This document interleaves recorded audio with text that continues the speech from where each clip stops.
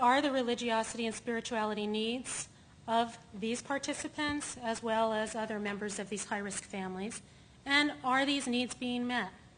What interventions are needed? And if interventions that are employed, are they effective? We need more. We'll get to that. We need more qualitative research as well as quantitative research, more attention to methodological rigor, especially with regard to measurement, study design, and biobehavioral pathways. We did not, as well as many others, we need to consider mechanisms such as hope, social support, uncertainty, guilt, sense of coherence and optimism, and look at mediating and moderating pathways. A clear understanding of religiosity and spirituality mechanisms may be useful to religious and secular counselors as well as healthcare providers. An understanding of needs, processes, and mechanisms may lead to effective religiosity and spirituality clinical assessments, referrals, and interventions, and ultimately improve health outcomes.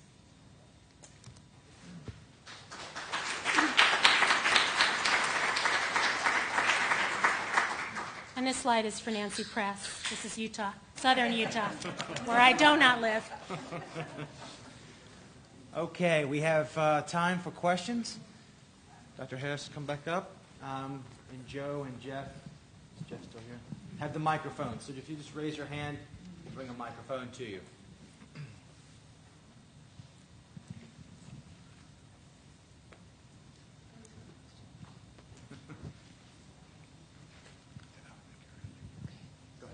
Sorry, I always have questions.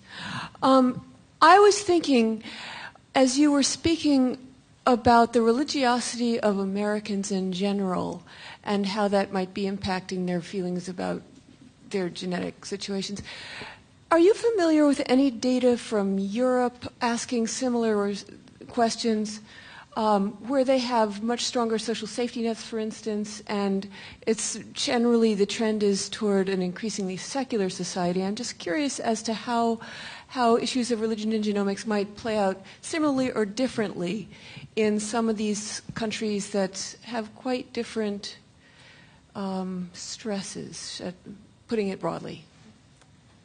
That's a really good question, and I'm not familiar with any data on religiosity and spirituality in the context of in general or in terms of cancer susceptibility. I don't know it. No, I just wanted Anita to come to the microphone. Somebody else that is a religious scholar may be more familiar with those data, but I'm not.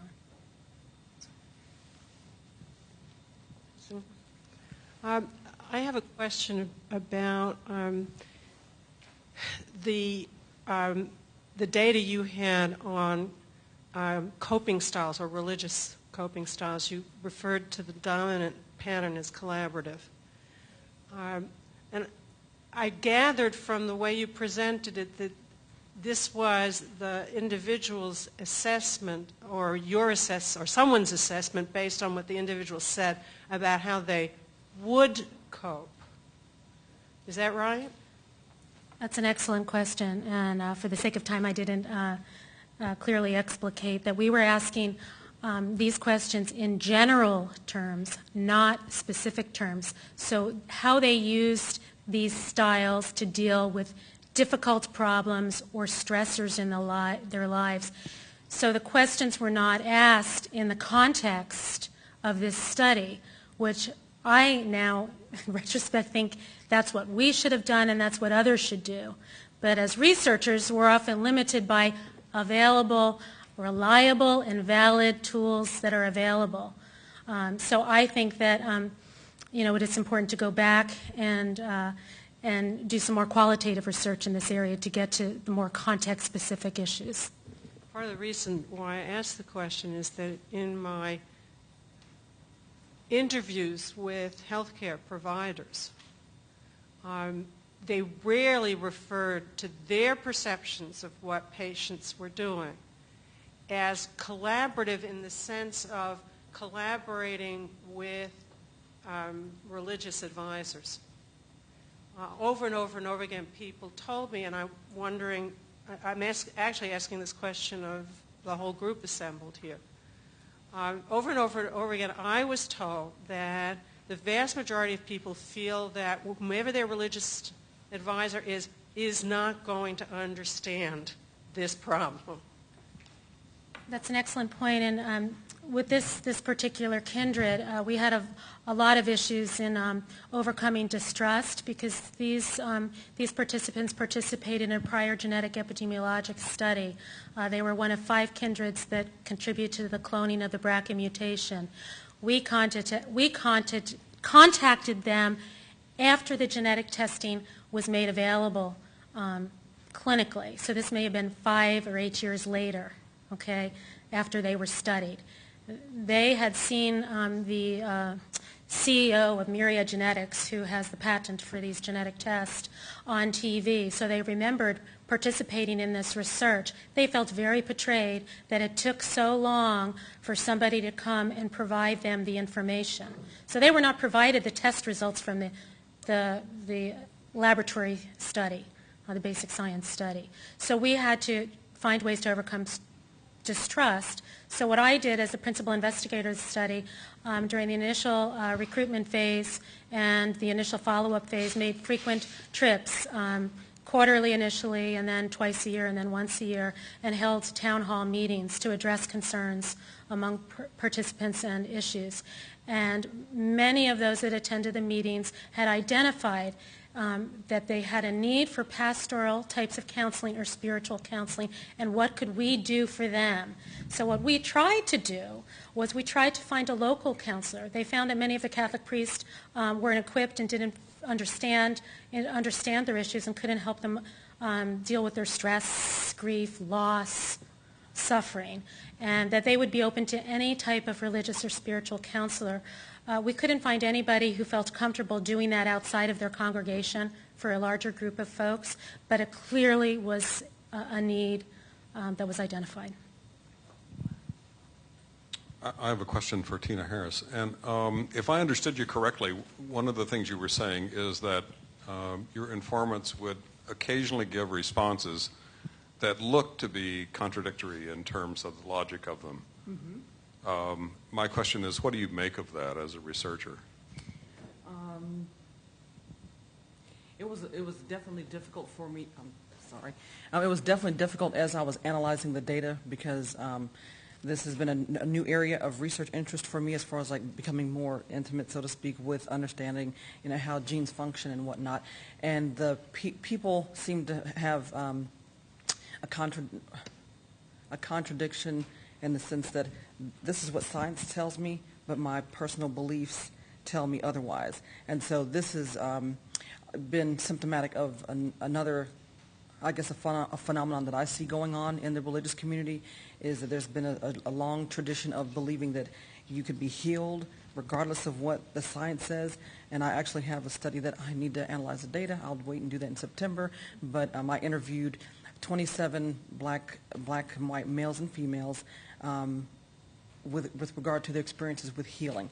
And so that, to me, will provide evidence of some experiences where people are actually dealing with that tension between religion and science. And so for me, it was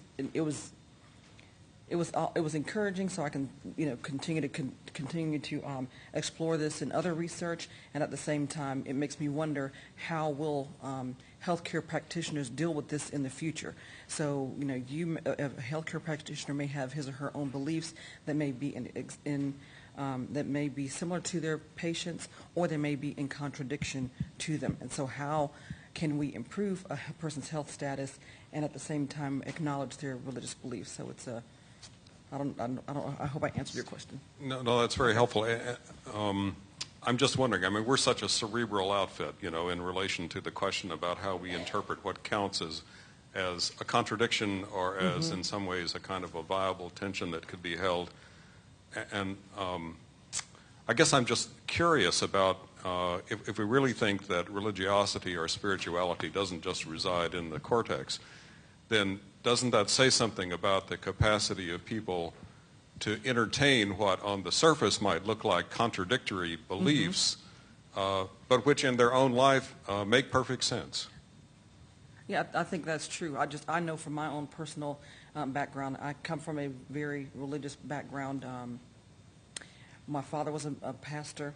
My mother is a pastor, and I'm involved in our church ministry. And so as I was dealing with the data, I'm like, well, this is the data. I can't impose my personal views on that because I, believe in healing and things of that nature. And so it was very, amazing to me to see, how individuals do attempt to negotiate that. So I tried to be as descriptive as possible without imposing my own personal beliefs or thoughts on that. I just have something to add from a methodologic point of view. When you asked what do you make of that, I wasn't sure whether you meant how do you interpret it or what do you do when you experience that, and whether it's right or wrong. I can tell you that what I do is ask them. I think if I'm doing interviews or focus groups with people and I hear something that strikes me in my rational mind as inconsistent or irrational, I will press them on it. And I know that that's a controversial stand to take methodologically. And we couldn't do that because we hired Orc Macro to conduct the interviews for us, and they had a vested interest to a certain extent, but not like I would have. I would have asked those questions, and only that one question was the only one that existed on I guess we had like 25 to 30 questions that we asked them. That was the only one that dealt with religion, so that's why I was kind of conservative about making too strong of an implication about their results. Tina, I'm Fran Lambeth, and I'm a retired nurse and very interested in this topic. I was curious about something you said. You indicated, I believe, that a number of the people who were interviewed were quite confused about the relationship between genetics and the actual disease. Mm-hmm. And I wondered if you have, or if anyone has, used the church or the religious institution as a healthcare provider. And the reason in terms of helping to disseminate correct information, the reason I'm mentioning this is that a number of years ago in Columbia, Missouri, we did we had a project that a chaplain at one of the hospitals and I were deeply involved with.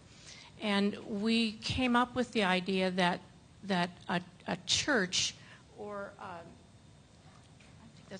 a church or a religious community is to look at that as a healthcare provider, not just a come alongside, but a healthcare provider. And one of the things that we did was screenings, various healthcare screenings within the church context. And we seem to have a wider number of people who participated in that respect.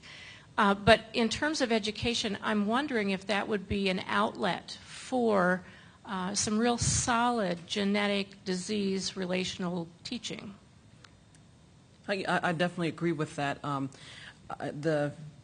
I personally have not had experience with individuals who are using the church as a site for sharing that information, but I think that it is important in the area of not necessarily where I live, but the church I attend is south of Atlanta. And I know that my mother, who's also my pastor, has other connections with other ministers in the area. And they do, I would say, make strategic efforts to have health initiatives in their church. They promote healthy behaviors, but I don't necessarily know that they're dealing specifically with genes and health. And so if I'm on a grant and I need some participants, they do try to help me out, but that's about the extent of it, though. But I do think it is important because with my experience at my church and other churches, individuals will share. There might be points in service where they have a testimonial, where they share their experiences with their health, but they also demonstrate that this is what my faith tells me I should believe, and this is how my health was affected by that. And they also state that I went to my doctor. We have one woman at our church in particular who was diagnosed with, I think, breast cancer, and she said, okay, this is what the doctor says, but my faith is going to, I'm going to activate my faith, and I'm going to believe that I'm healed. And so I'm not sure exactly how much time passed between the diagnosis and her return to her doctor. But she went back, and he said he could not explain it, but she doesn't have cancer anymore. And she was like, I know. I believe God that I'm healed, so we're done. And so there are sites or instances where people have those testimonies of faith and healing, but I think that there needs to be some kind of I guess a happy medium in terms of educating people about what the science is saying about our health, and then recognizing and being culturally sensitive to the religious beliefs.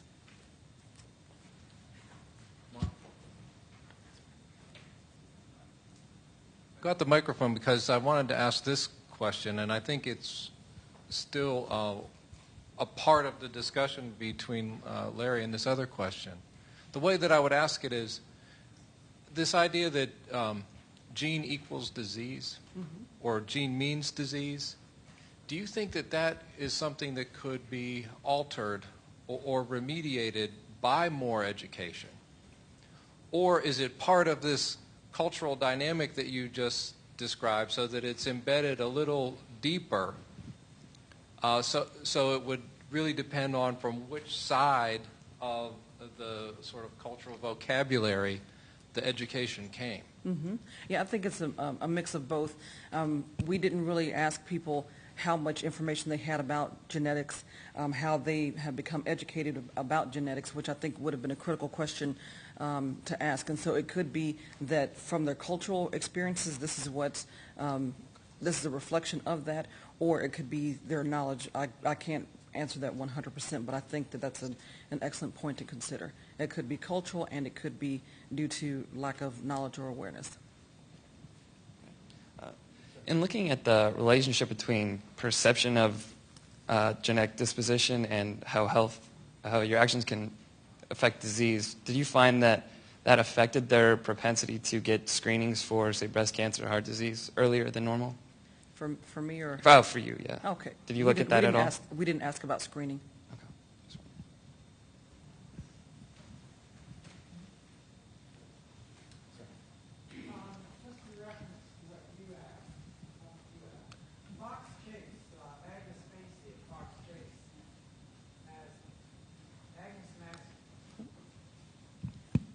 Agnes Massey at Fox Chase in Philadelphia. Early on in the BRCA 1 and 2, 97, 98, instituted a community-based screening clinic in Philadelphia among the churches around Fox Chase and the ministers and social workers and other staff. And there are some publications with regard to that. And it was very successful early on. And I think that with some monies from NCI, they continue that practice. So there is one area that I know that practice has been instituted, and it's been successful. I guess I have a question for you. In relation to identifying or noticing depression among this family population in Louisiana, did you make attempt, or could you identify contributing factors other than just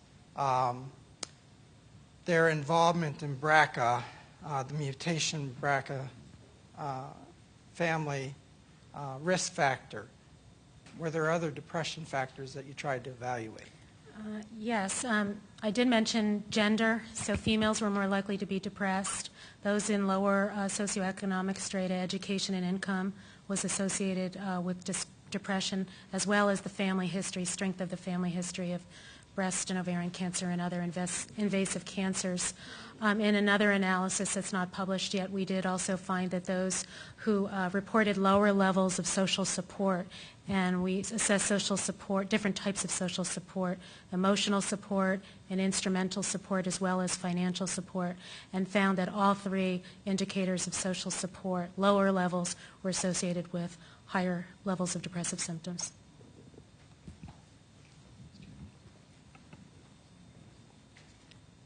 Vicki Park from Memphis. This is for Tina. It goes back to the previous topic. And I just wondered, as I was trying to assimilate the discrepancy in the comments, I wondered if it's possible that it reflects actually a more sophisticated understanding of genetic risk than they could articulate. And what I mean by that is what seemed clear, what seemed consistent, was that people understood the risk between lifestyle and genetic risk with regard to risk of heart disease and diabetes and those complex diseases where clearly both genes and lifestyle factors play an important role. And yet, then is it possible that when they said, genes mean disease, that they were automatically transferring to more the single gene defects and the kinds of things that we've been focusing in this discussion where, a single gene problem can be causative?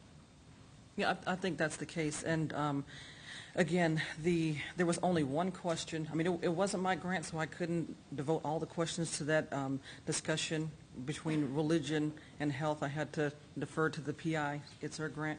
But they had that one opportunity, and I thought, man, I wish that I had conducted those interviews or included more questions so that we can see that connection between, their religious frameworks and then their understanding of genetics. I mean, so it's quite possible that other factors might have impacted their thinking and processing that kind of information. I have I guess a question that I'm going to ask both of you to kind of step back from now the data and to begin to think about your own practice as someone gathering information and data and then thematizing it. Because it seems that in the unit of analysis that dominates is a unit of analysis of psychology, and that is a language of coping. And so what we do is we tend to try to fit those themes as they come out from the data into kind of categories that are accepted dominantly amongst researchers. And so we're back to Larry's talk this morning. Does something else emerge out of this information that you can't quite put into categories that we normally use within psychology or sociology or anthropology that maybe only make sense within a certain overarching theological framework that these people are using, out of which the language they use comes, So step back from the data and start thinking that way. I would like to hear what you have to say about it.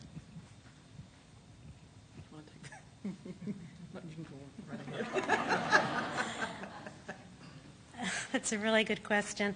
And stepping back, and if I had to do this study again, I would consider different measures. I'm not sure what frameworks I would use. I'm struggling with that. But maybe a stress and coping framework isn't the right framework. I don't know. I think it's so complicated, and I think longitudinal. I would look at religious and coping and spirituality issues prospectively. So our study was too small. Our sample size was too small to look at religiosity and spirituality factors and how they changed over time, because we know they change over time, but we aren't able to quantify that in a valid way. I'd also go back and do some qualitative research to find out what is really important in terms of religiosity and spirituality and how it's used, and what the perceptions of participants are in terms of what they perceive as effective in terms of those factors. And then I would start thinking about developing maybe another theory if there's not one available. So I think we need to go back and think about different theories. So that's an excellent question. In terms of my project, the theory that I used to explain the data was standpoint theory, which recognizes the different cultural aspects of identity that the participants are bringing to their experiences that we're asking them about. And so nothing was necessarily imposed upon them. The data kind of spoke for itself. And so I tried to analyze the data with that in mind and let it speak as opposed to me giving it a voice. I just gave it a space. What I would do differently if I had the opportunity is to have a more focused series of questions that specifically ask the participants to engage in that dialogue and to help us to understand their way of thinking that, at the outset looks binary, but depending on a person's lenses, they may interpret that as being more cohesive than we actually think it is. And so I would ask more pointed questions to really understand how they're making that connection. As I stated, I only looked at 2 specific responses to those questions, and that was somewhat limiting because they didn't have the opportunity to elaborate. So I would just have a significant number of questions from both topics to make a better assessment. And Dr. Geller will be the final comment for this session before we take our break. I actually think it's a great question that you asked, and I've been thinking about it a lot myself because I tend to think in sort of psychological and sociological terms. And what I have an increasing interest in is frameworks that have to do with resilience and meaning. There is a growing interest in the concept of meaning and more positive orientations like resilience, and they may have perhaps more direct relevance to the issue of religion and spirituality than coping and more classically psychological frameworks have. Thank you.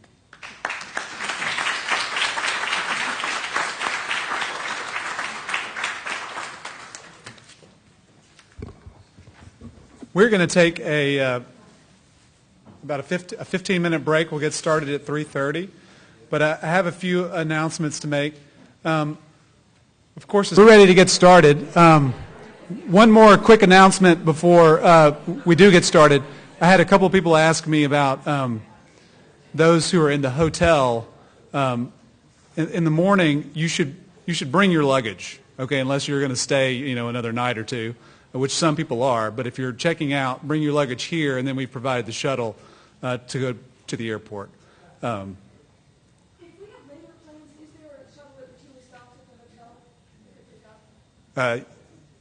I believe no. I think it's there's not a complimentary shuttle from the courtyard to the.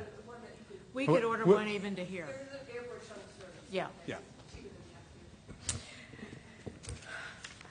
Okay. Well, just to continue the just extraordinarily richness of our discussion, we are now going to turn from the empirical discussion of mapping. Actually, this particular thing doesn't have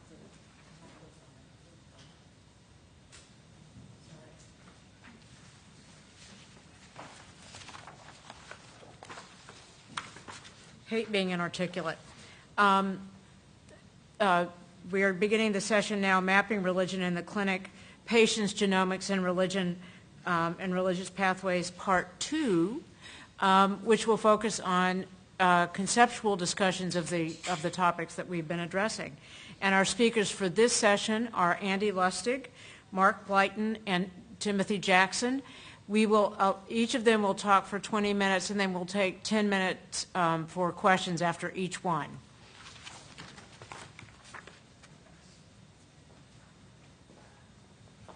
It's a pleasure to be here. I will be as expeditious in moving through these remarks as I can. I did a slash and burn last night and got 20 pages down to 9. But I want to begin with a brief apology. Mark tells me I don't have to, but I like apologizing in public. I'm a Roman Catholic, so you understand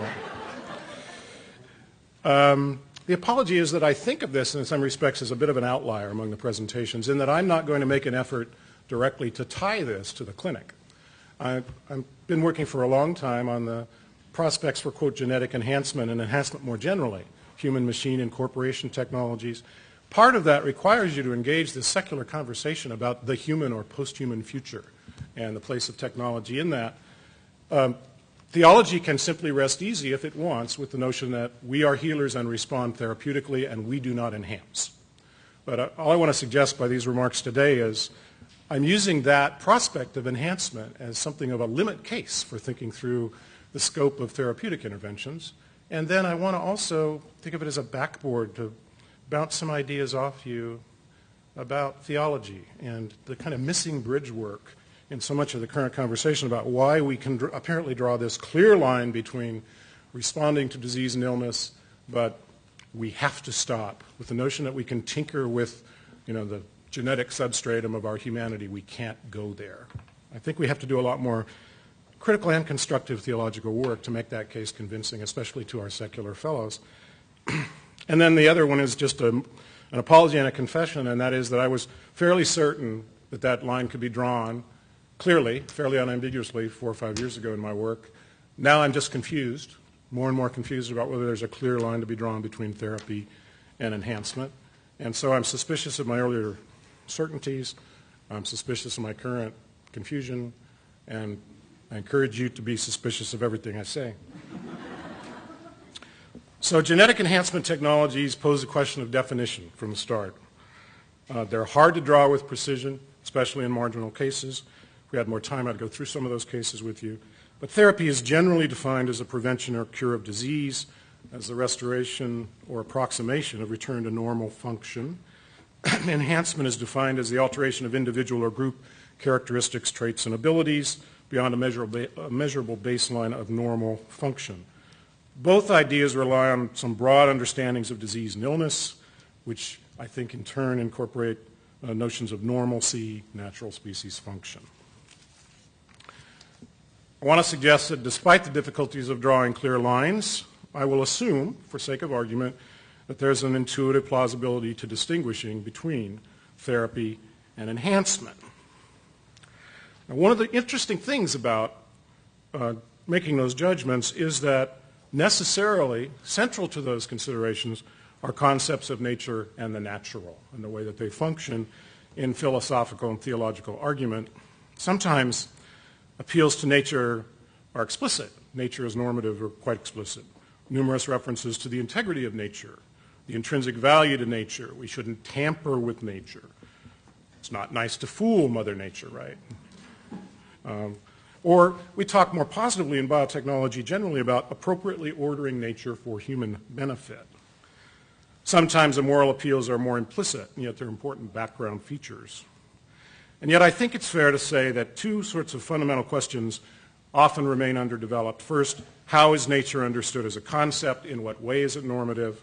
And then second, once you have that sort of understanding in place, what interventions into nature or alterations of it are considered obligatory, permitted, or excluded by various interpretations.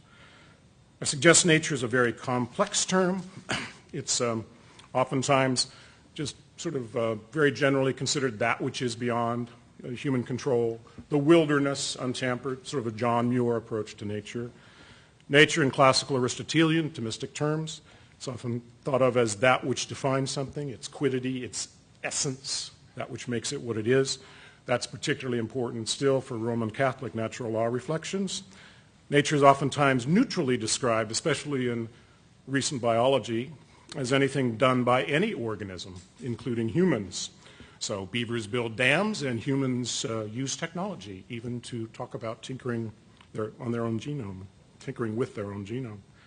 And classically, nature can be contrasted with art, that is, phoisis with techne, or custom.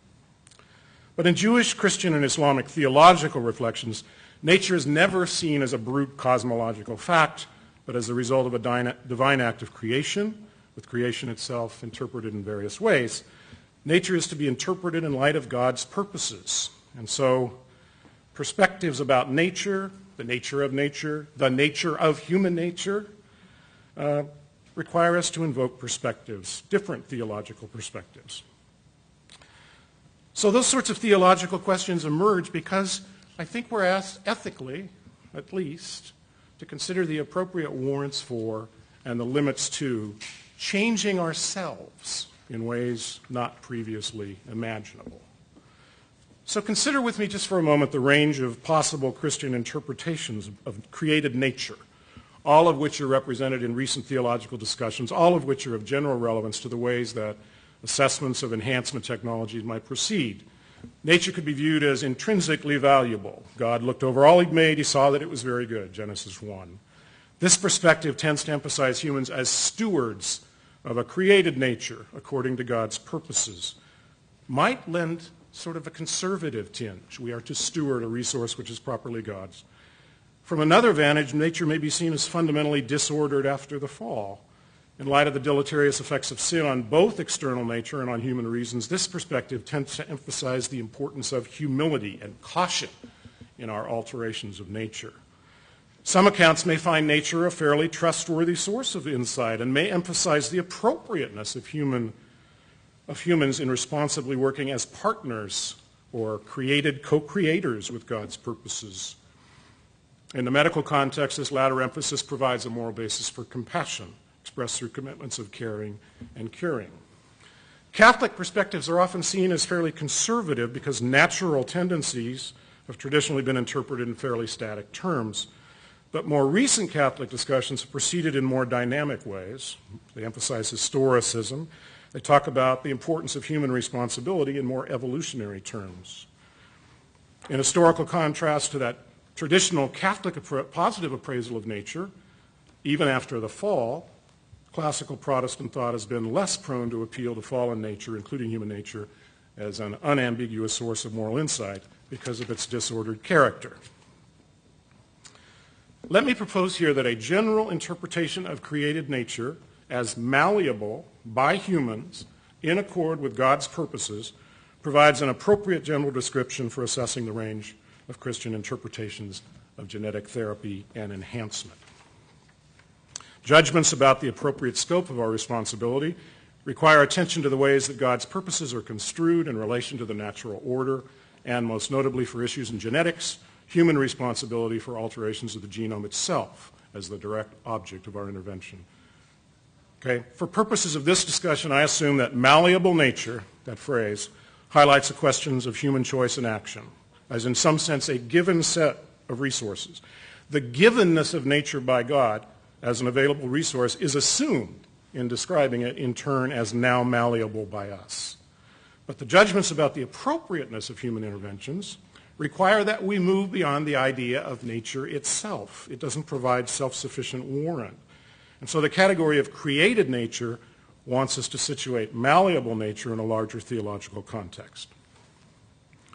Let me move very briefly to a couple of representative examples from Protestantism and then Catholic thought. I won't have time to do justice to the Orthodox tradition. It's largely underrepresented in the current bioethics conversation, and it has some interesting contributions, but I can't explore them here. In Protestantism, echoing some of the things that David Smith talked about earlier, there are a couple of distinctive attitudes that are taken in recent Protestant thought. One approach considers the very idea of genetic enhancements with great suspicion. And Mark Hansen, an ethicist out in Montana still, I think, draws explicitly on Reinhold Niebuhr to make the point.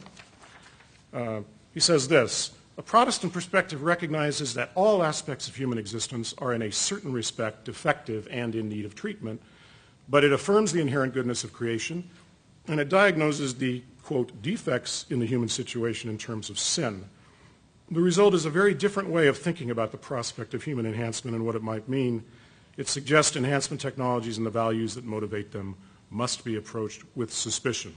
The fundamental human temptation resides in the inclination of man either to deny, this is Niebuhr now, the fundamental human temptation resides in the inclination of man either to deny the contingent character of his existence in pride or self-love, or to escape from his freedom in sensuality, as he called it.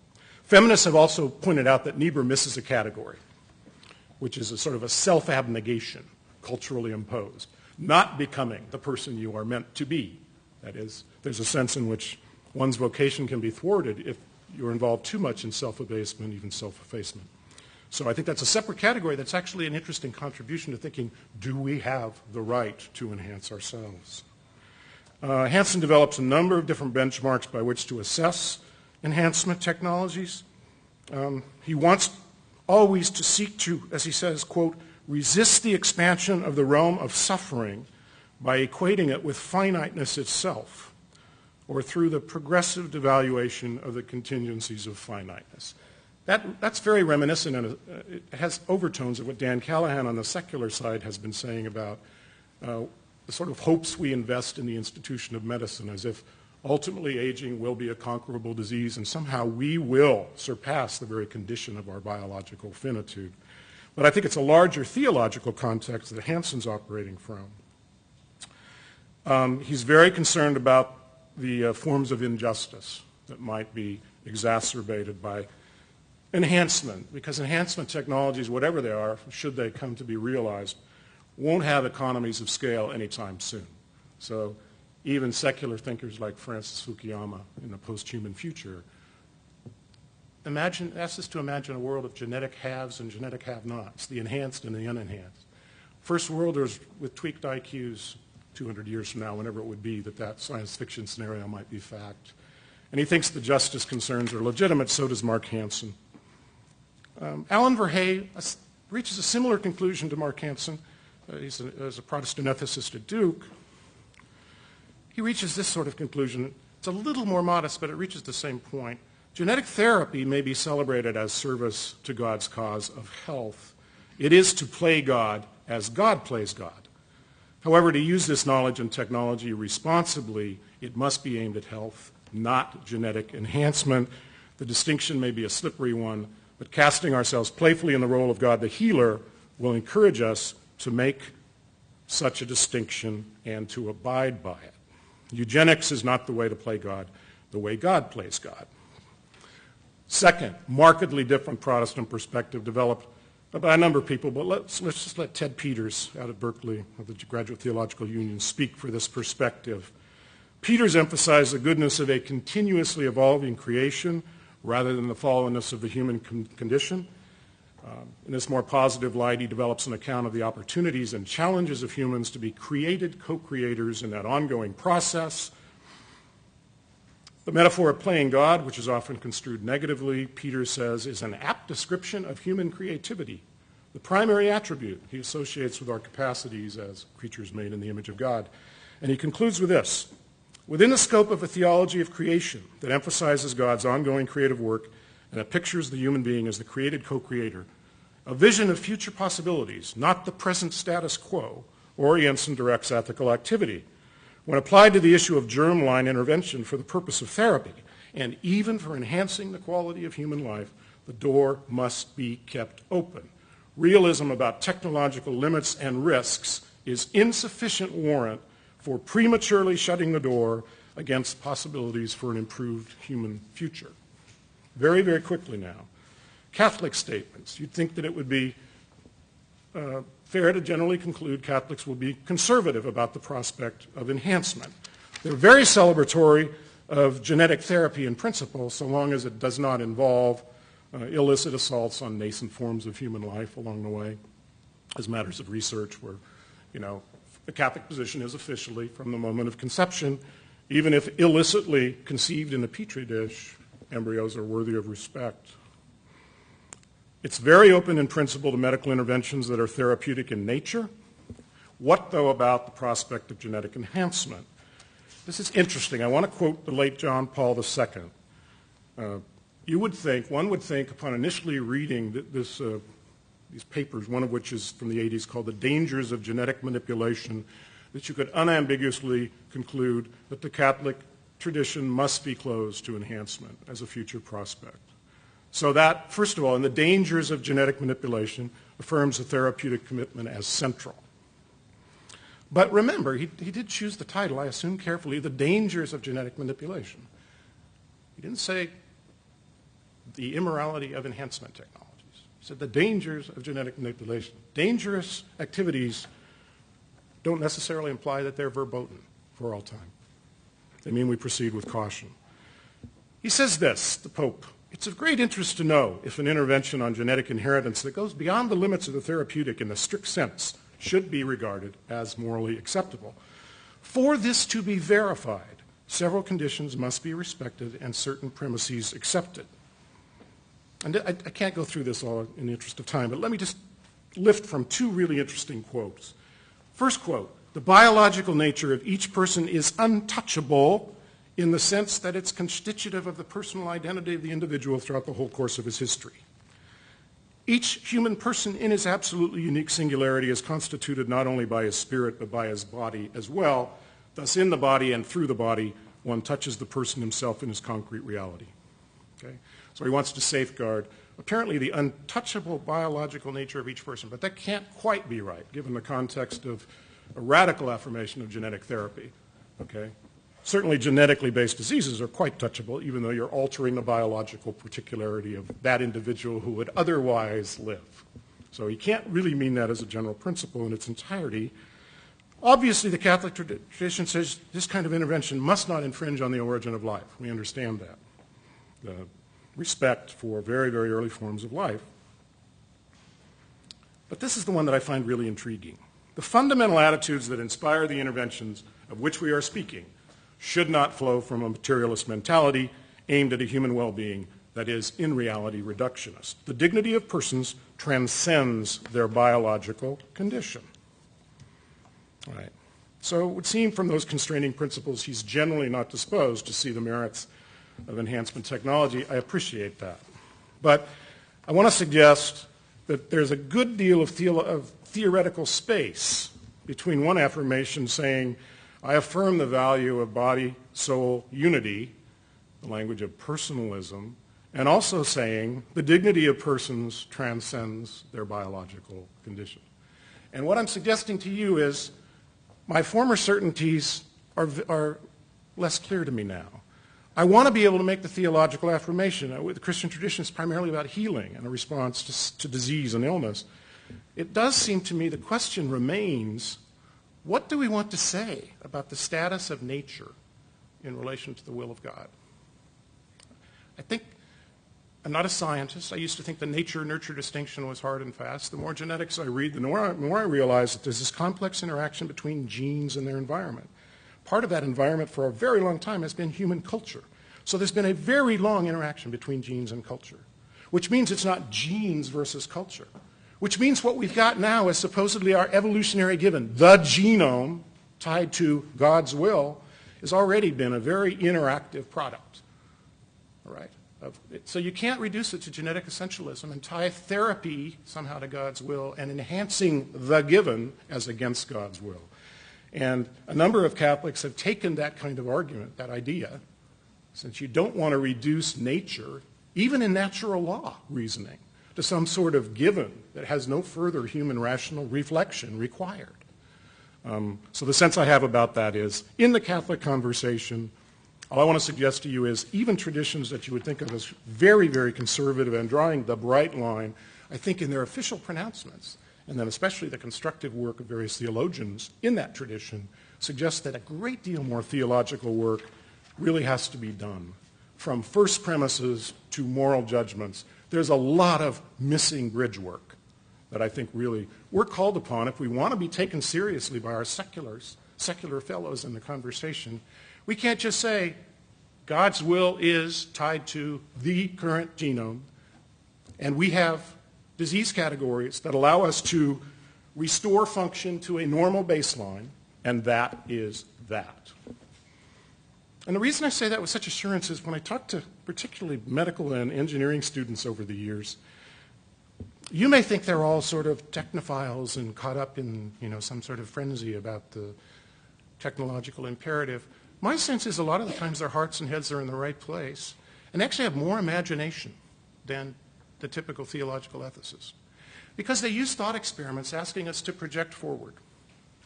And part of projecting forward is to read Fukuyama and to read Ray Kurzweil and all these crazy technophobes talking about the transhumanism or the post-humanism of our future, and to engage it theologically with arguments that don't have so much missing bridge work between our first theological affirmations and the certainty of our moral judgments. So I'll stop there.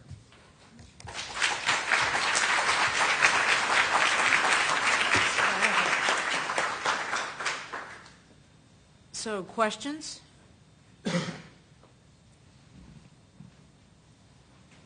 David, you must have a question for me. Mary does.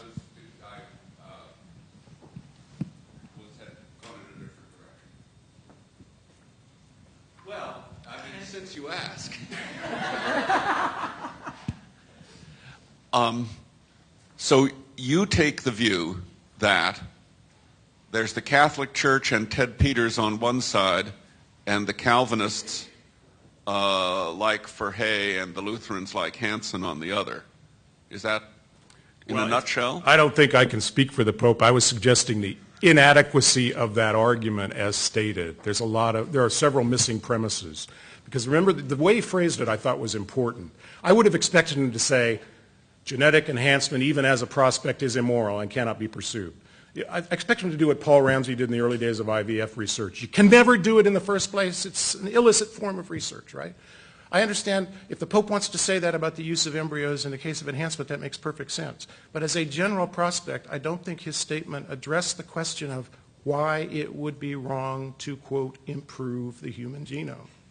No, but let's just take one particular enhancement, say correcting short stature with human, well, that's not a genetic enhancement. But it could be. Okay, well, correcting short stature with human growth hormone. Is that something, on the whole, you would favor? It's a perfect example, if you don't mind. It's a specific example of the problem with a marginal case, because Brock, Buchanan, and people talk about, they want to hold a line between disease, responding to disease, that's therapy, and merely responding to conditions of finitude for enhancement purposes. But the logic of compassion, I think, dictates a different conclusion in that case. Let's take a good genetic intervention that does the same, gives you the same effect, a genetic version of human growth hormone, right? And you've got somebody who's in the lowest of the low normal range height-wise. And you've got somebody else who has a relatively mild version of dwarfism without a lot of associated side effects, except that they're shorter, very short. So if you take some person at the absolute low end of normalcy and you've got somebody who suffers from dwarfism with the same height, the Brock-Buchanan argument says you can respond to dwarfism because that's a disease. But the person on the lowest end of normalcy, you can't, because that would be enhancement. But if the argument is about responding, why are you responding to the person with dwarfism's short height? Because there's some kind of, problem with social status, engaging as a short person in the culture generally. It seems to me if that's the logic in responding to his disease, the identical logic says you should be able to respond to a person who's on the low end of normalcy. Why should the labeling of it make any difference to the suffering as experienced by the short person? Right? You want a serious attempt at an answer? Yes, sir. Because it's using medicine to solve a social problem. And moreover, it's not going to work. If we start doing it, we're going to raise the average height a few inches, and there'll still be this extraordinary, significant differences. We'll still have heightism.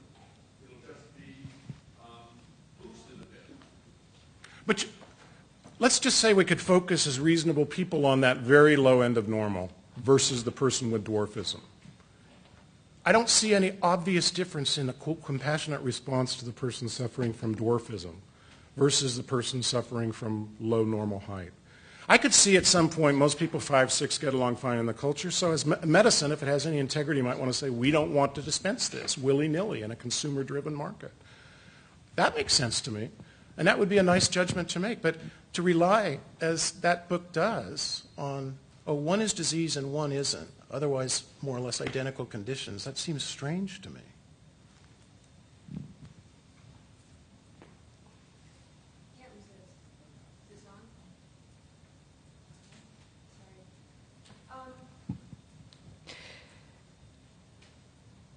It seemed to me that everything you spoke of today is taking as a sort of, is assuming certain models of nature, models of God, models of genes, models of people. These are all models. As we know, the way we conceptualize these models changes over time all the time. In part, they change depending on our goals, depending on our technologies, depending on our research, our worldviews, and I want to put out there, our models of perfection. We've gone through various models of perfection that we've pursued as humans over time, social models, spiritual models, moral models. I would say that this idea of eugenic enhancement is pursuing a biological model of human perfection. If you recognize that we are only, in the way we talk about, conceptualize, work with any of these concepts, we're only working with such models as we have available to our imagination at a time in history, and that these will change as we learn more things, and that as our goals change. What does that suggest to you about what it is responsible for us to be and to do as humans?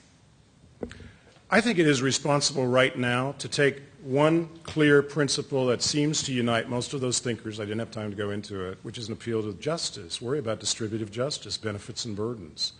Right now, that seems to me a knockdown argument against spending much any public dollars to speak of on enhancement, although I remind you our Defense Department and the Defense Advanced Research Projects Agency is enhancing tomorrow's cyber soldiers as we speak with your tax dollars. So you have to be clear, I think, that justice as a principle works really well to stop the enhancement desire, with public dollars anyway.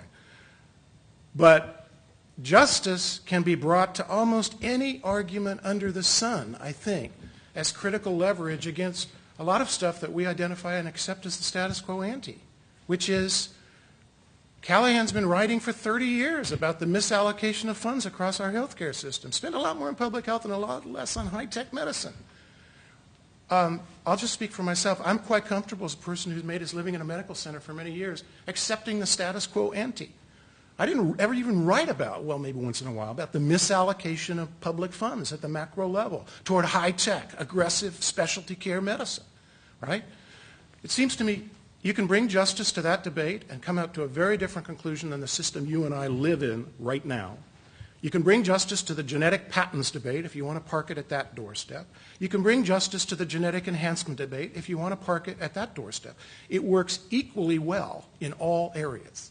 So I don't know what there is specifically about saying we are now in a position genetically to begin altering ourselves. I'm not saying we should. What I'm saying to you is I think most of the theological arguments I've been reading the last 10 years are terribly deficient. And my analytic philosopher friends always say, where are your missing premises?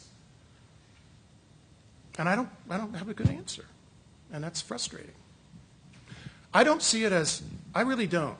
My question to you back is, and this is so against the grain for the way I've thought and written for a long time, but I'm challenging my own certainties. What exactly is it?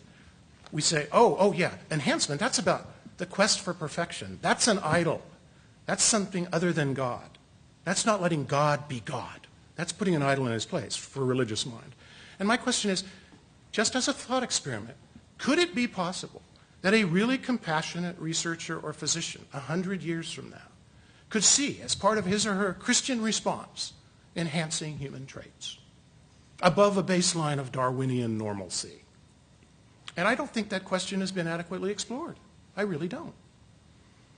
I don't want to do it now. The justice argument carries the day for me now. But as an imaginative thought experiment, imagine a human future avoiding warming and holocausts of all kinds, and technology proceeds at the pace Moore's law tells us it will. And biotechnology proceeds at something like that pace. I think our theological categories just can't rest comfortably with, our Darwinian genome is identified with God's will. That's the product of his design. It's a messy, messy, messy design. As you said about Irenaeus, it makes God an incredible underachiever in some ways. Yeah. Contingency is a good part of it. Tim Jackson will be talking about contingency, and I think that's a hugely important part of this conversation that should be developed further. I can take one more question if it's incredibly brief, really brief. I actually had a comment in response to those two comments. When I was doing educational church outreach work in Spain, I had a partner who had come from a family where the father was 6'10", and so the converse was the situation. They had decided to do tinkering to try and shorten the daughters. And when I spoke to the family again, a few years later, the younger daughter had died from heart defects. So I think the problem that you run into in any situation like that is a matter of difficulty resulting from the tinkering. I did want, the question I wanted to make though was one in regard to you were talking about the Pope's statement. Do you feel, and I mean no disrespect to John Paul because I respected him deeply, but do you feel that sometimes the Pope's statements are like John F. Kennedy's statements or Martin Luther King's statements where they are quotations from other sources, or whether they are actually policy statements or speech-written statements developed within a more corporate sort of context? And if so, do you think that corporatization of the religious concept should affect medical action? The short answer is the Pope certainly had Ratzinger and other writers behind the scenes in some of these statements. He meant them to be expressed to the believing Catholic community, and because he's a natural lawyer and a personalist in his thinking, he meant to address them to society at large as well. Well, I want to thank you for a wonderful...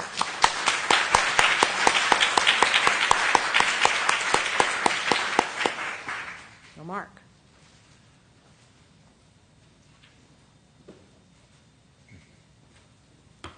Let's see here. What a pleasure to present in the context of such stimulating and diverse conversations. I really am already pleased. I'm just going to try to stay out of the way of my talk here. So this is my working title. This might be a better one, because surely I'm risking philosophy by using PowerPoint. Permit me then a brief aphorism to recognize the ironies, both intended and unintended, that accompany my talk. We're talking here this afternoon because of the immense, really stupendous cultural achievements of genomic and molecular biology. In particular, the increasing scope of influences and technological proficiencies generated by outgrowths from the Human Genome Project. Genetic ideas and practices are widespread, and the points of intersection between genetics and everyday life are increasing with bewildering complexity.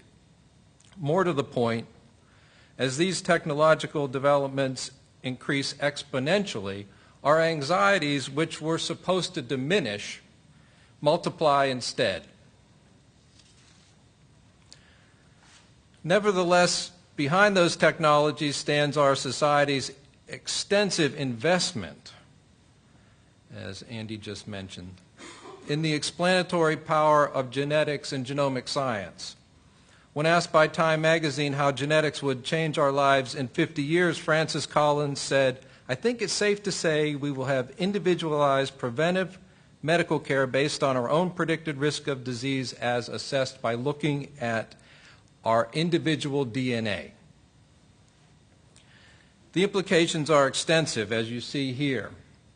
Laurie Andrews describes the now common anxiety that accompanies genetic testing. She says, genetic testing, by offering a glimpse into a person's most intimate self, as well as an assessment of potential risks in his or her medical future, can have profound influence on his or her personal life. Decisions about whether to use genetic technologies and the impact of their use, she says, can threaten an individual's psychological well-being and self-concept. Again, we have exercised these already today.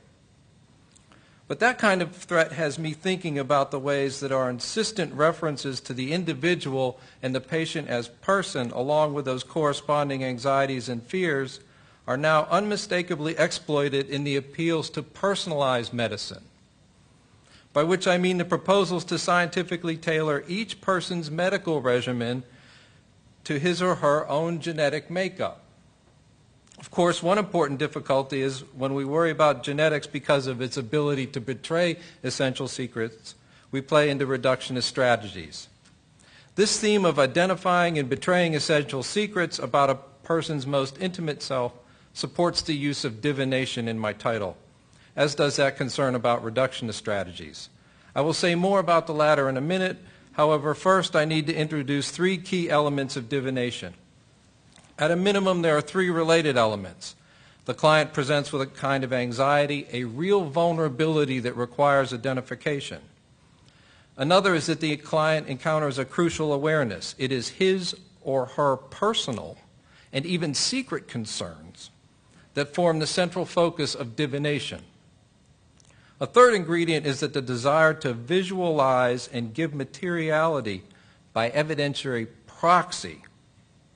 So you make something material by proxy to ontological entities whose characteristics have the crucial feature of invisibility.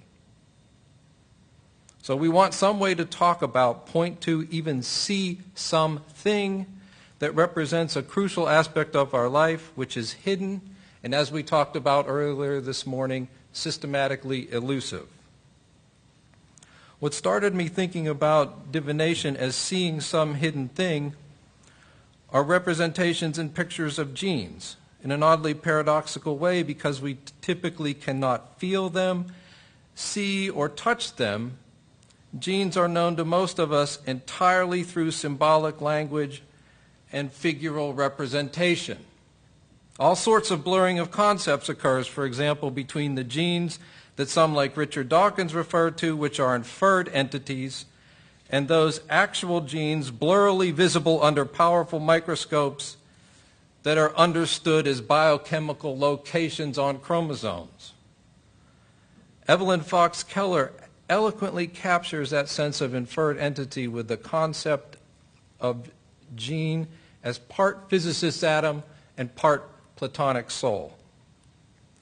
The divination occurs when we use technical, denotative, scientific vocabularies of genomics to materialize ourselves. This term self has been raised several times already today, and now I'm going to try to explicate some of my concerns about the puzzles that arise in this form of divination. That's my theme. We use scientific vocabularies and technical practices to materialize what is believed to be spiritual, possibly immaterial and invisible, as a way to acknowledge and manage our anxieties about what or who is hidden, elusive, and not known. In the time remaining, I developed this theme using scientific practices to materialize and to see what I am or who I might become. Then I'm going to work deliberately in the ambiguity of the traditional forms of divination and an additional European motif of divine making, which David Smith also raised this morning.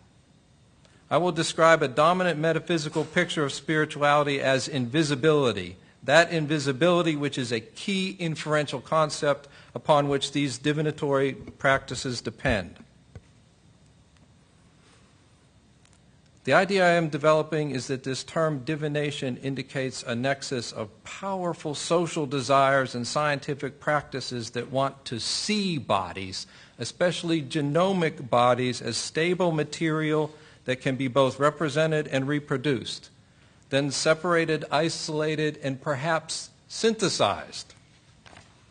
Due to the values vested in scientific specificity and reliability, genomic representations are given a cultural authority to represent the individual by proxy. So our individual genome can stand in for ourselves. However, that authority is accompanied by an immediate and equally powerful problem that evokes anxieties about ourselves. How could this or that genome effectively constitute who and what I am, and at the same time be coherent with what scientists and geneticists have in mind when they're using those terms? Genetic information attempts technical precision regarding the ways that it is produced, that is, on the model of scientific calculation. So as regarded by the array of technological proficiencies in genomics, molecular forces contained in the individual as body are presumed to be stored, quantified, graphed, and exploited. That is, they're managed like any other system of forces. And in the case of genetic anatomy, the individual, even the patient, is now conceptualized as a calculable set of measurements. We see examples of this sort of thing all the time in the advertised strategy of pharmacogenomics. These advertisements promise to characterize individual differences to drug responses based on a measurable knowledge of an individual's genetic polymorphisms. Or as Tina Harris said, or she mentioned earlier, having the gene means disease. What they neglect to say is that the individuals referred to are actually represented by indices constructed on a probabilistic data set, and the index becomes the individual data. What such indices mean or might mean for a specific individual or person remains indeterminate and uncertain. In fact, most genetic risk indicators are not able to predict what is most important to individuals, the time of onset, the severity, duration, or the ability to treat a specific health problem. Nevertheless, almost every day, it seems, new announcements are proclaimed that the telling of the human genetic story at a molecular level with the unmistakable theme that to know the person, you must know the parts. Recent discussions like Hauskellers highlight this point for us. She says, the natural uniqueness of each individual's genome has become an important issue for legal practice and human self-understanding, going so far as to define humanity, individuality, and personhood. Now, what Nelkin and Lindy observed in 1995 helps explain this increasingly common form of divination. More recently, Nelkin wrote, a DNA sequence specifies the composition of the proteins carrying the information that forms tissues and cells. But DNA, as it appears in God Talk, has become a sacred entity that holds the key to the essence of personhood. The point is this. In a technological society, that kind of dual authorization creates all manner of individual and societal vulnerabilities regarding who has control over the interpretations and the deployments of this sort of information. In the interest of time here, I'm overlooking several volumes of discussion about embodiment and self. However, another unmistakable point is that scientists and geneticists segment a genomic body into potentially discrete, knowable, and exploitable reservoirs of molecular and biochemical products. Everett describes in her investigations the ways that new biotechnologies allow human biological substances to be stripped from their material form, made synthetic, and turned into information. Then she asks this most interesting question. Wherever the commodity chain ends, genetic information as a product always begins with a needle stick, a cheek swab, or a biopsy, that is, with a body. At what point and from what perspective is the I removed? Now, what I've described so far are several puzzles created by the blurring of vocabularies in which the inferred entities of genes and DNA are used in genomic divination. Next, I will show how this short-circuiting of scientific distinctions and symbolic vocabularies is used in a related and astonishing way to express tacit cultural formulations about the boundaries of personhood, the nature of immortality, and the sacred meaning of life within secular, common-sense understandings of religion. What happens is that religious formulations become conflated with and are transposed into scientific ones and vice versa. Potent anxieties and images become implicated in the results of those transpositions. To address that complex picture, I will develop the additional European motif of divine making. This motif seems directly related to that set of puzzles about the I and the intriguing issue of invisibility. Apparently, because this has been implicit in our discussions so far today, the metaphysical picture of dualism is here to stay. So when we talk about bodies and souls or persons, bodies are seen as objects and selves are considered invisibly present in bodies. One way to understand my probing of divination, then, is my intention to interrogate the problematic consequences of European Christian history and thought which endorse this picture of dualism. Here I'm referring to that set of beliefs pervasive in European Christianity, which purport to show that in the final analysis, the soul is not a relation to an object, but rather to a person who sees into the soul without itself being accessible to view. That seeing into the soul without being accessible signifies invisibility. In addition, that seeing is believed to activate the invisible inner self or spiritual part of the individual. Thus, within the Christian narrative of this activation, or as we heard earlier, this relational motif, that indivisible access becomes the guarantee of my own becoming, including the authorization of my world and my body. The key move, you see, is that the authority inferred in that kind of divine seeing is then by substitution transposed onto the scientific cultural authorization of seeing genes and DNA. Precisely here we encounter a more provocative reworking of this motif, motivated by perhaps an ultimate concern for that I of myself in this material model. And here you have an example from Erwin Schrödinger, who was a Nobel Prize-winning physicist who inspired Watson and Crick's work on the double helix model. Schrödinger asked this question: "What is this I?" he said.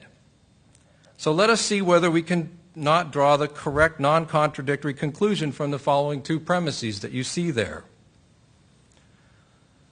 So the only inference from these two facts, he says, is that I in the widest meaning of the word, that is, to say every conscious mind that has ever said or felt I, that would be most all of us, I think, am the person, if any, who controls the motion of atoms according to the laws of nature. These connotations from Schrödinger readily show how this motif reinforces divination. Using the model of the material body, which functions according to the laws of nature, that which is presumed to be hidden, even invisible, whether a felt I, the innermost self, or the innermost person, is divined by the figural transcription of genes and DNA, which we can only see technologically by using organic intracellular molecular technologies that sequence DNA and map genes into encrypted computational sequences of molecules. Precisely those molecular technologies are now authorized to become divinatory practices within conventional and personal formulations of questions, anxieties, and images within the public and common sense understandings of both science and religion. These sets of inferences are not at all esoteric. We need merely to consider the multiple ways in everyday life that self is consistently regarded as being inner. Schrödinger elicits blasphemy and lunacy because this experience of a felt I is correlated with an inability to understand how I am somehow in that body which I know and experience as mine. This, of course, seems obscure, which is one issue, but on the other hand, most of us really do talk as if mind, spirit, or soul seems to be immaterial. But then we are stymied. How could I, mind, or soul, or self be anywhere? Part of this dizziness occurs in the speed by which such ontological or metaphysical fascination turns into real puzzlement. Could it possibly be that I am or was in that tiny molecular arrangement of chemicals called DNA? If so, does it make sense to say that I am still in there, potentially in each of the cells of my body? Now that really is something to think about. In the meantime, let me quickly give you several examples to help secure this issue of divination in the activation motif. Consider no less an influential person than Francis Collins. For those of you not so familiar, Collins is the director of the National Human Genome Research Institute at the NIA. And in the interest of disclosure, I guess I could mention that the Institute is one of the sponsors of this conference. He calls the human genome God's instruction book. Then he says, this book was written in the DNA language by which God spoke life into being. Because I don't want to single out Collins, here's a similar divination by Gordon McFate in his summary explanation of ensoulment. Notice that he says God adopts our genome at an undetermined point in time close to our inception as organisms. Now, at the risk of stating the point for emphasis, as shown in its most contemporary form by McFate, this is a pervasive theological narrative that at some moment God enacts the pre-existing stuff of life in the womb with the result that a unique person comes into being. I think, Andy, you also talked about this in the sense of personalism. That divine making or making divine is now extended to the divination of the technologically derived genome as the unit of self and identity. Such avowedly Christian beliefs, by being so imbued in culture and thus taken for granted, are readily available and then conscripted into other secular narratives, including narratives of and about science, in part because science cannot justify itself as a meaningful activity and necessarily derives its meaning from elsewhere, from without, from a social demand. In working towards the end of my talk here, I would suggest that we have not yet moved away from these pictures or religious motifs of dualism, even with the shift to talking about genes and genomes as personal information. Indeed, it remains quite the opposite. These motifs are used to manage the irrepressible demand for meaning and or ways to interpret scientific information. So let me bring my point back into focus. We're bewitched by multiple forms of divination. Our daily familiarity with the proficiencies of technologies blunts our sense of wonder regarding both their complexity and their human ingenuity. At the same time, this susceptibility to divination paradoxically dulls our curiosity about the conceptual origins of their actual processes of production, all of which combines to deaden the necessary and practical sense of our moral and political responsibility.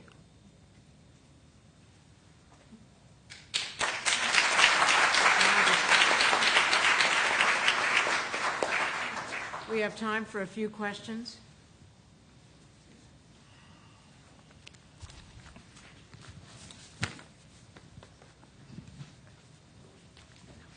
I know what happens when the stop sign goes up. And you have a chain of reasoning, but you've got to get to the end of it. So I'd like you to take some time to do what you couldn't do when Ellen, because I couldn't see how you moved. I couldn't understand how you moved from our inability to get past dualism to justice issues,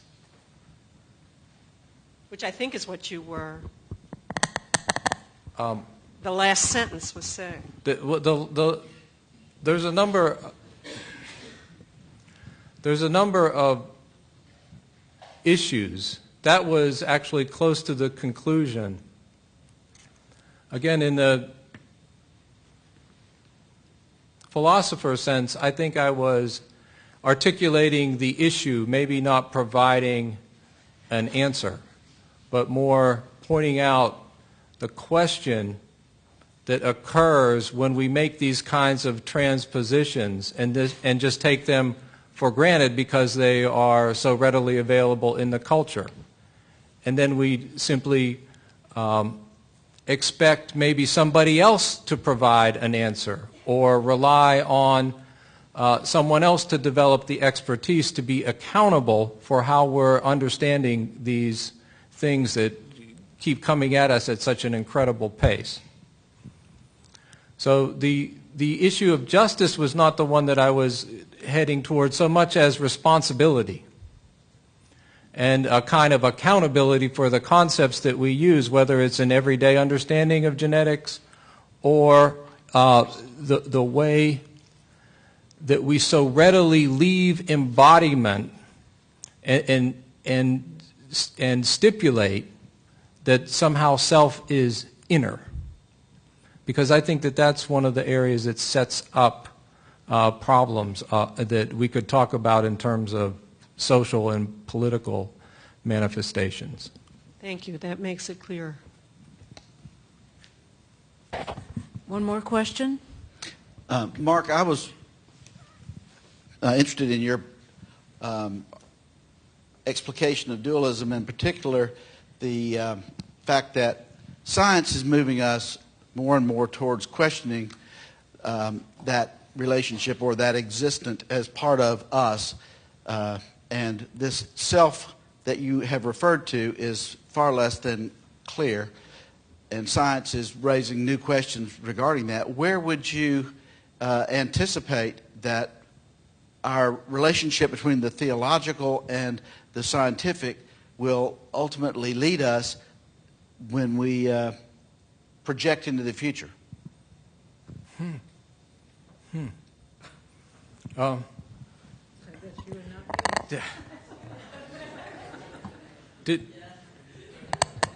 Did you see the aphorism that I put up at the very beginning of my talk? That's how I really feel about it. I'm not so much worried about how it looks in the future. I think that what I'm trying to raise has come up in different ways a couple times today, in that we need to pay attention to the sociality and the sets of relationships that are already in place that are sort of framing and forming how we understand these, and work on those. And to the other thing that I was trying to make clear is European Christianity and the science that we use actually has the same metaphysical structure. Because it's a dualism, we just sort of end up emphasizing one side or another. But we're in it, to the extent that we continue to use that to explain what we're doing, we're going to continue to iterate the kinds of issues and problems that we have in terms of how we understand ourselves, and then also how we understand each other. Thank you very much.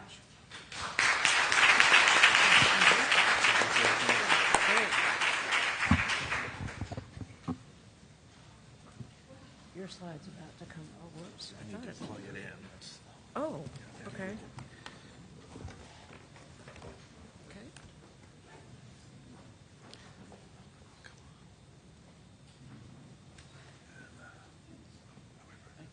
Yeah, sure. Oh, that's great. Thank you.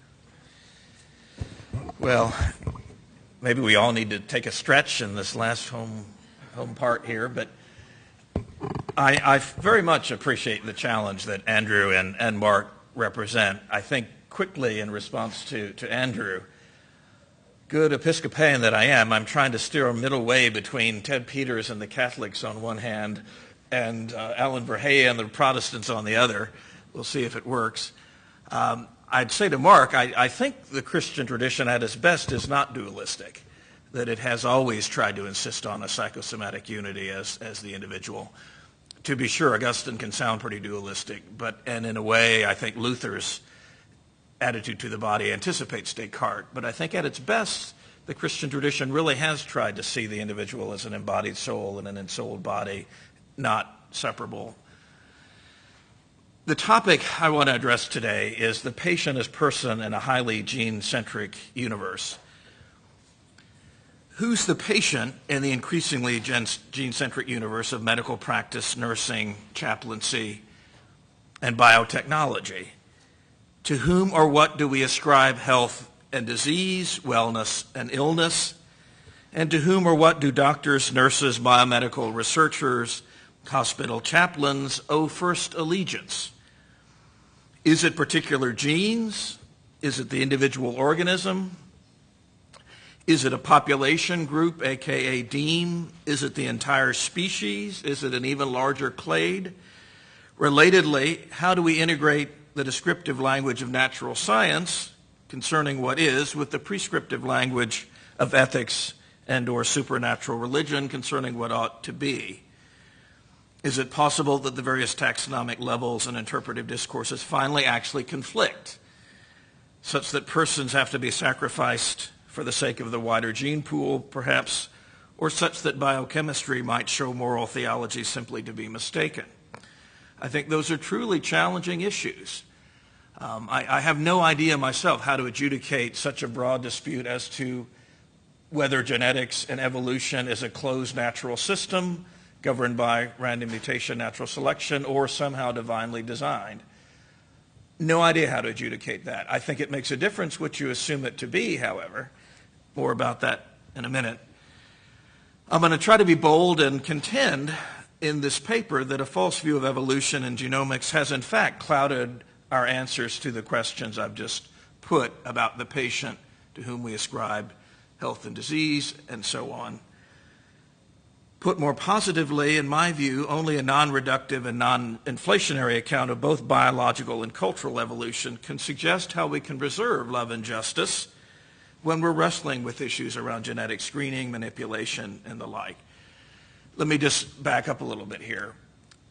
I'm one of those who does believe that evolution is multi-leveled, that there is natural selection at work at the genetic level, at the organismal level, at the deme level, at the species level. There is, if you will, evolutionary pressure then to value the goods of all of those tiers. Right, this is a very contested debate within biochemistry, and I'm not a biologist, I hasten to add, but I'm persuaded by Sober and Wilson and Stephen Jay Gould and others that the species does evolve and that there are selective pressures that bear on the species. What I'm concerned about is, again, how do you regulate? What vocabulary do you use morally and religiously relevant to each of these levels? I'm going to argue quite specifically that we ought to limit medicine, nursing, research, and technology to genetic screening and therapy rather than enhancement of the human genome. Fully aware, as Andrew points out, that this is a blurry distinction between therapy and enhancement. And I'd even say on one level, I don't know that I can find a principled theological objection to the ideal. I mean, I don't think nature is always normative. Again, I'm a good Protestant in this sense. I'm very wary of natural law talk. But that said, it seems to me to be such a utopic dream to think that you could engineer the genome without violating love and justice that I'm inclined to say you can't get there from here. In particular, if the patient is the person, the psychosomatic unity in the bed, not the gene and not the gene pool, then you cannot get to enhancement of the genome without violating the patient, or so I will argue. And it should go down, and it's not. Trying to go to the next slide. Okay, it was just delayed, I think. Okay. Thank you. Okay, some key definitions, and stay with me. I know this is a little complicated, but basically I'm going to try to articulate what I'm again and what I'm for. And we've heard a lot about this already. But consider gene reductionism. Gene reductionism might be defined as the view that the gene is the sole or at least the primary unit of selection. In turn, the gene is to be seen as determinative of our fate. Richard Lewontin talks a lot about genetic determinism. Here, genetic determinism is emphasized wherein the organism, aka the person, is in a sense epiphenomenal. Now, think of Richard Dawkins here. He's a nice, almost straw person to hold up here, but Dawkins really does talk this way, right? That the gene is selfish and the person is simply the gene's way of making more genes.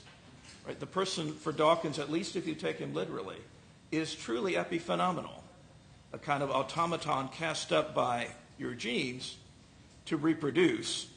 Whatever ethic you might think bears on that process, especially if it's person-centered, is, as Michael Ruse has argued, simply an illusion cast up by our genes. So if we think we're being charitable, it's really a strategy for genetic replication. Right? If we think we're being just, it's simply so that others will help us replicate. There can be perhaps some reciprocity, but there's no genuine self-sacrifice, if you mean by that losing out in the genetic lottery. It's all self-deceived if it's thought to be truly self-sacrificial, or as is sometimes said, if you scratch an altruist, you'll actually find an egotist. You're doing it so you'll get the reputation that will then move other people to help you get your genes into the next generation. But here's the point. To think that genes determine who I am, and to think, for example, you might find a gene for alcoholism or a gene for depression, is surely reductionistic for a number of reasons. One, as we know, it's very rare that a single gene will determine a trait. It's a congress of genes. Moreover, even if the gene might be an agent, and it's certainly clear that a gene can dispose you in certain ways, it's not the cause. It might be an agent, but it's not the cause. And I think this was one of Mark's points, that if we look just at the gene and what we might do to alter the gene, then we'll neglect those social components that contribute to alcoholism, say, those social components that contribute to depression, poverty, and the like. Issues of social inequality will be blurred because we will assume somehow that the gene is determinative, and we can reduce our allegiance and the good to what flows from or into the gene. A second thing to be resisted, it seems to me, might be called genetic inflationism. Here you see the gene pool as a common good that is also subject to natural selection, and I do. Again, I'm persuaded by Gould and Sober and Wilson et al. But in turn, an inflationist makes the move of saying that we can and should sacrifice the individual for the sake of general utility. That is, we may sometimes have to coerce people with Huntington's not to procreate. We're going to at least have to have a lot of cultural pressure that will move them not to do so if we're going to have the gene pool turn out the way we want it to be. If genetic reductionism is a kind of despair, that is a kind of denial of our responsibility together with God to address social injustice, to address one another at the personal level, genetic inflationism surely is a kind of pride. Interestingly, Darwin himself, as you may know, thought that the organism was the primary unit of selection. He didn't know about genetics, of course. Dawkins, again, is one who makes the gene as replicator the sole unit of selection. Darwin did allow that it might be the case that there is minimal group selection if, for example, you have one group that has people committed to self-sacrifice for the sake of the group. That might allow the group to outcompete others. He always brought it back to reproductive success, but interestingly, even Darwin said, I can't explain altruism unless there's group selection. But here's the point. Is altruism if it's coerced, if it's not either consensual or constructive? Now, why focus on the organism rather than what I've admitted to be other levels of selection, other levels of evolutionary meaning, if you will, the gene and the gene pool? A host of reasons, but certainly one I would focus on is simply that, at least according to Jews and Christians, it is the person who's made in the image of God. Right? We talk about fictional legal entities and we talk about collective persons, but the gene pool is not a conscious person, nor is the gene truly selfish, in spite of Dawkins's vocabulary. Now, admittedly, the Christian tradition has sometimes talked about the image of God in hyper-rationalistic terms, and indeed in terms, I would argue, can contribute to Mark's worry about dualism. Thomas Aquinas, for example, argued that the imago Dei is associated with intellect and rational appetite, reason and will. If that is nonetheless what the imago is, you can see immediately a whole range of human beings are going to be in problematic status. Right? What about the very young? What about the very old? What about the mentally handicapped? What about end stage Alzheimer's patients? Right? If reason a la Thomas or autonomy a la Kant is really what makes us persons, gives us value, then a whole range of folk are going to be problematized. Hence, I would suggest we ought to go another route. I think for Jews and Christians, if God is chesed, steadfast love, if God is agape in the New Testament term, then being made in the image of God, it's got to have something to do with love. Why not say then that the image of God is to be either in need of receiving or able to give agapic love? If God is love, a la John, if God is chesed, a la Isaiah and others, why not say the image of God is the need or ability to give or receive care, agapic love? Now, what's agapic love? Quickly, agape is the New Testament Greek term for the love of God and love we're to have to the neighbor. I think interpersonally, you might isolate three features, in particular from Christ's own example and teaching. One would be unconditional willing of the good for the other. A second, equal regard for the well-being of the other. A third, passionate service open to self-sacrifice for the sake of the other.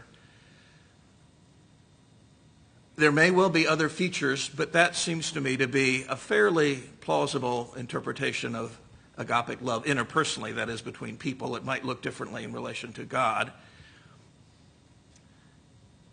Let me note quickly, by the way, that openness to self-sacrifice is an intentional phrase there, and that I think the call to sacrifice and suffering really is a dangerous beast. And here is where I think a lot of feminist critique comes into its own. That is to say, I don't, you notice, make self-sacrifice, full stop, a feature of agape. I consider openness to it to be a feature but only under at least two conditions. One, that it be consensual, and two, that it be constructive. Right? So coerced sacrifice or suffering is no Christian virtue, and neither is mere profligacy. Right? If it's utterly useless, futile, pointless, has no constructive purpose, then I don't think it's charity. And also if it's coerced. I'll say again, I cannot imagine a process of genomic enhancement that would not be coercive. And indeed, given our technological limits, I can't see how it wouldn't be also profligate. So I do try to cleave, admittedly, to a vague distinction between genetic therapy and genetic enhancement. Moreover, I also find useful a distinction between health and disease. And here I'm borrowing from Christopher Borse. Borse, as you may know, argues that health and disease can be plausibly seen as descriptive terms. So health is just conforming to the functional plans of the species. Health is just sort of meeting the design specs of human nature. Disease, in turn, would be the opposite, being deficient in those design specs. It says nothing about the normative value of the design, right? You can have a perfect lemon. You can meet the designs of, say, a Volkswagen Beetle and it still be a lemon. Wellness and illness, in turn, are normative terms. I once had a Beetle and I hated it. Wellness and illness, he construes as normative terms. Right? These are judged to be valuable in the case of wellness, disvaluable in the case of illness. Some diseases are not illnesses. Right? Virtually everybody has some measure of gum disease, but it's only an illness when it reaches a certain level. Moreover, as was pointed out earlier, there might be a number of genetic diseases that are only illnesses because the wider society treats them as such. Right? They're more normative and socially born. Now, quickly, 6 arguments against genetic enhancement. I'm running out of time here. Arthur Caplan notes that a practice like holding up a particular genotype as ideal might lead you to worry that the state will then coerce individuals who want to have children into conforming to that, or if they can't, not having children at all. I think he's right to say that that may not be a problem for a lot of the Western democracies. I think it can be a problem in other places. But most interestingly, Caplan argues, okay, we certainly want to rule out state coercion. But what's wrong with parents practicing positive eugenics? What's wrong with what was earlier today called a sort of free market vision, where parents choose their children's makeup? Now, I think parents who genetically engineer, quote, superior children want bright, brawny, blue-eyed sons, say, my example. If they do that to promote their own financial interests or social status, I think we would probably judge them to be selfish and scheming. But what about a couple that really has their child's best interest in mind, who really sincerely want to bequeath to them the most beneficial traits they can get? They want, as Caplan puts it, the best possible start in their lives. In Caplan's view, there's nothing wrong with that. I think he's wrong for these reasons.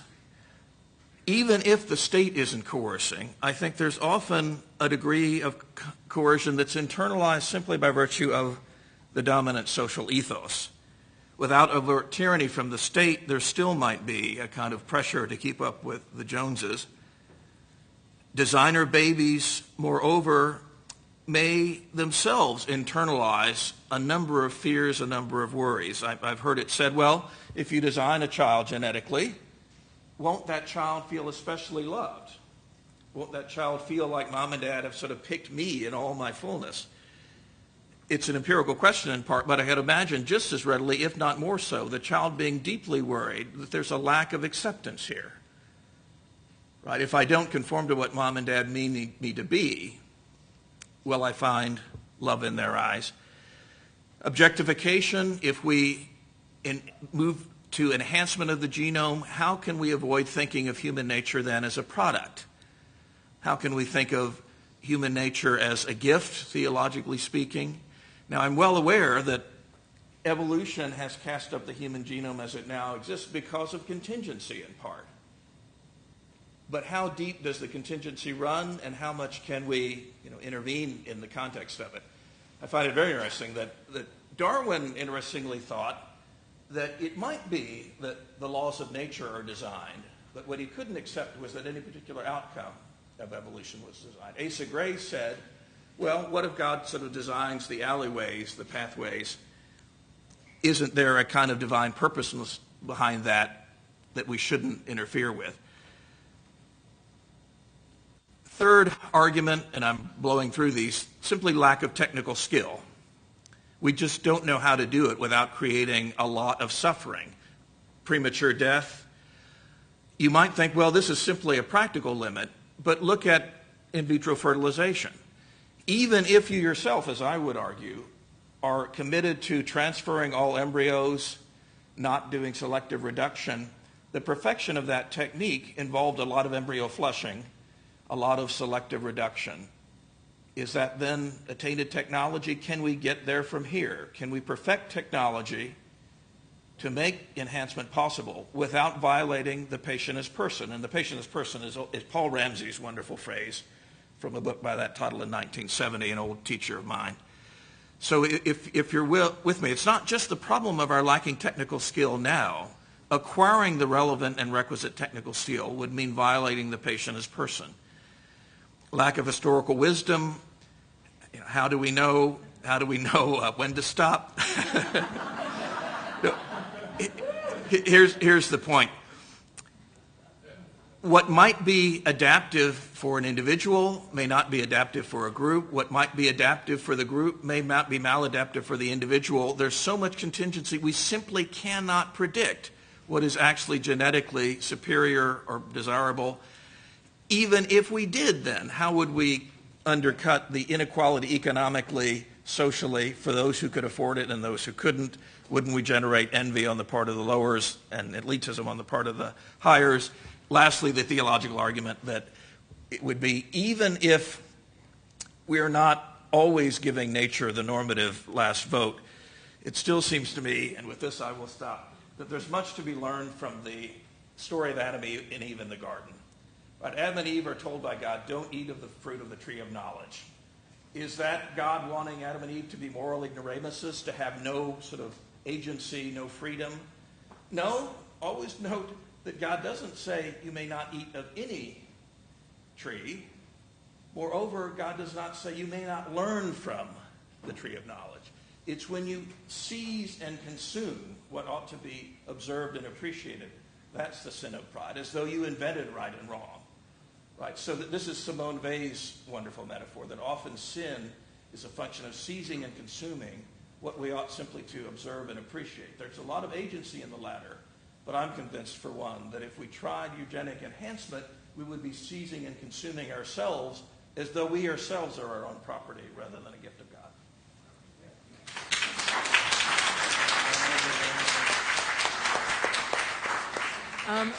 We have a few minutes for questions. Remember that we have to gallop out of here at 5.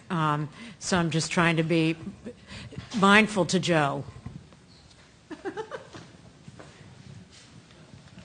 Well, there's certainly a lot to consider in your talk, and I'll just say I don't know that I'm convinced about your presentation of dualism, because I still think it's very prevalent.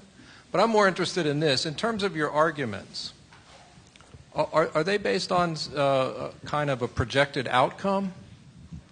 Meaning that coercion has bad outcomes, or objectification has bad outcomes, and lack of technical skill has bad outcomes? Not just outcomes. I'm fond of saying the moral life has 4 dimensions for Christians. There's the question of character, there's the question of form of action, there's the question of consequences or teleology, and then there's the question of relation to God and God's will. I think enhancement falls down on all those levels. Mm-hmm. In terms of character, it encourages pride and elitism. In terms of form of action, it means instrumentalizing persons unjustly for the sake of the wider gene pool. And in terms of consequences, again, I think the technology is just not there to get good consequences. And you can't get there from here, as I say. Let me just ask a follow-up.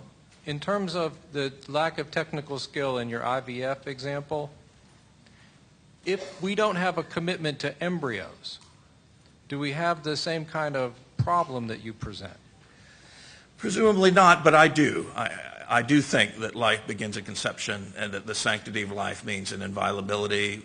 And I'm prepared to say that nobody ought to profit, not the family, not the wider society, not the species in general, from the elective taking of an innocent human life. And I do think embryo flushing is homicidal. I know that's debatable. If you don't think so, then it's probably a lot less morally problematic.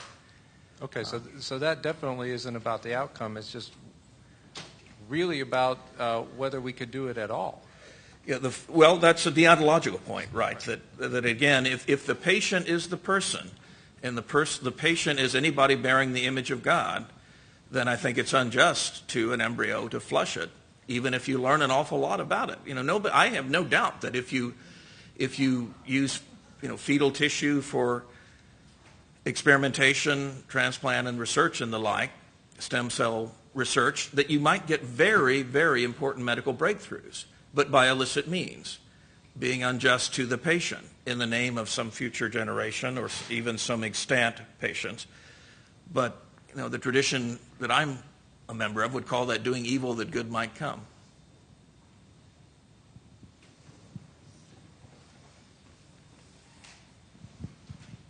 Any more questions or comments?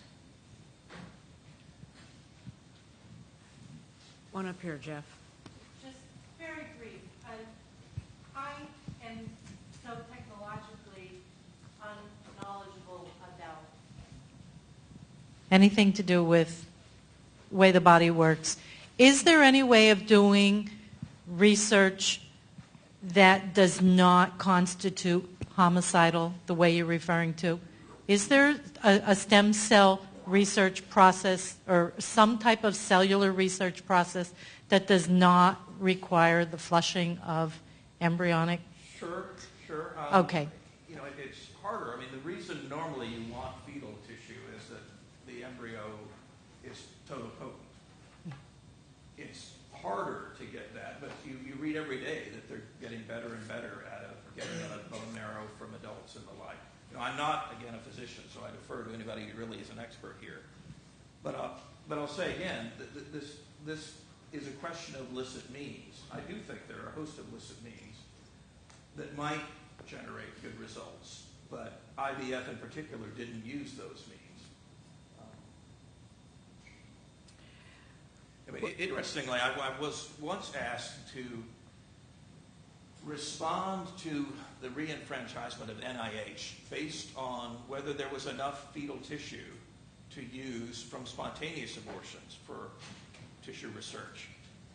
I was on the Stanford Ethics Committee that had written a paper. I was in the minority, but the majority had written a paper saying, all things being equal, it would be better not to use tissue from elective abortion, but spontaneous. I called around simply to ask, by way of a feasibility study, is there enough tissue from, again, spontaneous abortion? And I was amazed at how much expert disagreement there was. Now, some say, no, there's always going to be chromosomal abnormality or some sort of toxicity, so you can't use spontaneous abortion. Others said, well, look, you can test for that, plus there are a lot of spontaneous abortions that don't have that abnormality. Eventually, I tried to argue that a feasibility study, basically this was Hyde trying to ransom, if you will, the re-enfranchisement of NIH to a feasibility study here. And the Stanford Committee would not endorse their own principle for fear that it would give aid and comfort to a sort of right-wing pro-life agenda. They weren't willing to say, even after the fact, that it would be better to use spontaneous tissue. Well, I want to thank all of our speakers today for their incredible contributions. I want to remind you, for those who are going back to the hotel briefly, to let your minds rest, that that there will be a van out in the circle out there at the hotel. And we look forward to sort of more informal conversation this evening and then re-engaging these intense conversations in the morning. So thank you all. Thank you. Sorry I ran